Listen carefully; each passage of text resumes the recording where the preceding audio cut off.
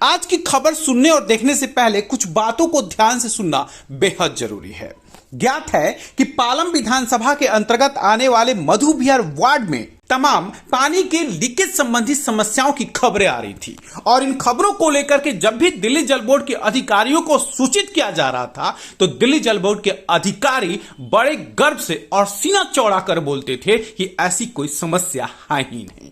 और इस बात का पुख्ता सबूत दिल्ली जल बोर्ड के कई सीनियर अधिकारी हैं जो अपने कनिष्ठ अभियंताओं से जब भी बात करते कनिष्ठ अभियंता लीकेज संबंधी समस्याओं से साफ साफ इनकार कर देते। इन समस्याओं को लेकर के मधु विहार आरडब्ल्यू के प्रेसिडेंट चौधरी रणबीर सिंह सोलंकी काफी परेशान थे और विगत कई दिनों से लगातार कोशिश कर रहे थे कि इन समस्याओं का समाधान हो। लेकिन समाधान भला हो कैसे, क्योंकि समस्या के समाधान करने वाले दिल्ली जल बोर्ड के अधिकारी तो कान में तेल डालकर सोए हुए थे। लेकिन कहते हैं ना, जहां चाह होती है वहां राह होती है। जिसके जज्बे बुलंद होते हैं वही तो इतिहास लिखता है और जिसे कुछ कर गुजरने की चाहत होती है वो हर कार्यों को अंजाम बखूबी देता है। शायद ऐसे ही कुछ जिद और जुनून के व्यक्ति हैं चौधरी रणबीर सिंह सोलंकी, जो इन समस्याओं के समाधान को लेकर दिल्ली जल बोर्ड में उपाध्यक्ष सोमनाथ भारती से मिले और सोमनाथ भारती को जब उन समस्याओं के बारे में बताया तो उन्हें दिल्ली जल बोर्ड के अधिकारियों को समस्याएं खूब देखने को लगी। वहीं दिल्ली जल बोर्ड के अधिकारियों को समस्याएं बड़ी बड़ी आंखों से दिखने लगी और समस्याओं के समाधान को लेकर सुबह शाम और रात तत्परता के साथ लग गए। अब समझने वाली दो बातें हैं।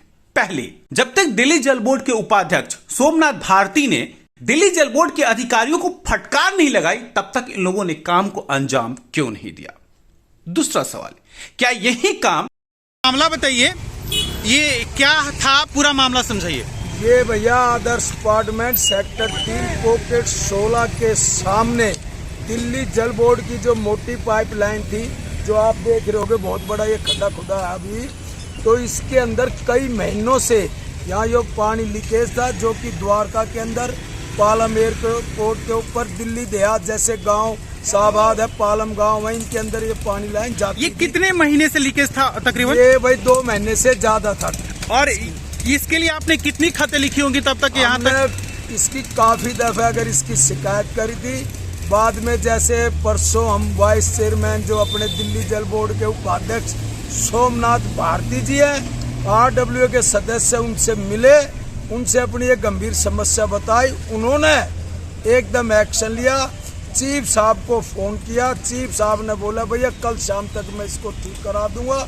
मैं सोमनाथ भारती जी का, जो दिल्ली जल बोर्ड के उपाध्यक्ष है, एडिशनल चीफ इंजीनियर का दिल्ली जल बोर्ड के अनिल कुमार शर्मा, व एई हमारे राकेश कुमार, जो इस क्षेत्र के एई हैं राकेश कुमार जी, उनका व उसके स्टाफ का तहे दिल से धन्यवाद करता हूं। जब तक आप सोमनाथ जी से नहीं मिले थे तब तक जब दिल्ली जल बोर्ड को शिकायत करते थे तब वो लोग क्या कहते थे आपसे? भैया अगर वे कहते थे भैया करवा रहे हैं लेकिन हो नहीं पा रहा था।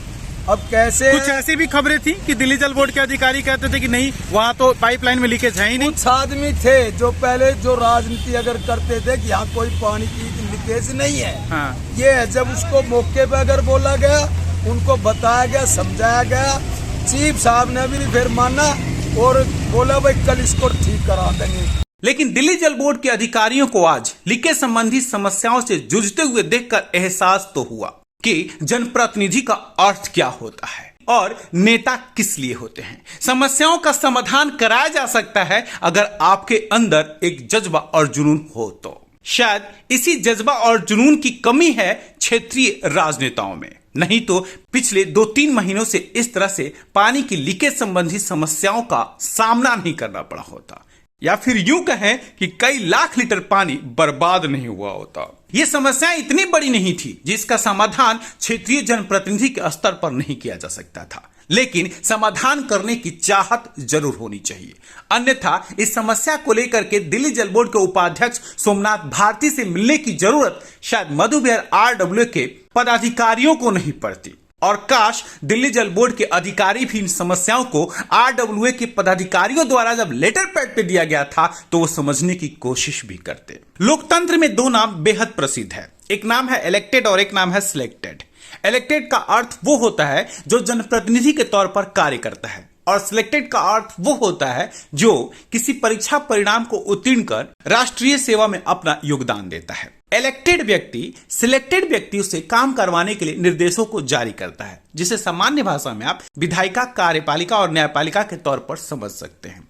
लेकिन अंदाजा सिर्फ इस बात का लगाइए कि इलेक्टेड व्यक्ति यानी हमारे जनप्रतिनिधि सिलेक्टेड व्यक्ति यानी दिल्ली जल बोर्ड के अधिकारियों से एक सिर्फ पानी के लीकेज की समस्याओं के समाधान को भी अगर नहीं करा पा रहे हो तो फिर उन्हें जनप्रतिनिधि आप किस तौर पर कहना पसंद करेंगे। और इससे भी बड़ी बात यह समझें कि लाखों लीटर जल की बर्बादी नहीं हुई होती, इसमें कोई शक नहीं। मधु विहार आदर्श अपार्टमेंट या उस सड़क से गुजरते हुए जो भी व्यक्ति उस पानी की बर्बादी को देखता होगा वह एक पल के लिए जरूर सोचता होगा कि भला कैसे वो अधिकारी हैं या भला कैसे वो जनप्रतिनिधि हैं जिनको जानकारी होने के बावजूद भी जल ही जीवन कहे जाने वाले जल को यूं ही बर्बाद कर रहे हैं। इन समस्याओं ने बेहद दुखी किया था और इन समस्याओं का समाधान होता देख एहसास तो हुआ कि आज भी कुछ जनप्रतिनिधि समस्याओं को लेकर के जागरूक तो हैं, भले ही वो अपने क्षेत्र से ना हो तो क्या हुआ। दिल्ली ब्रेकिंग के लिए अनुज मिश्रा की रिपोर्ट।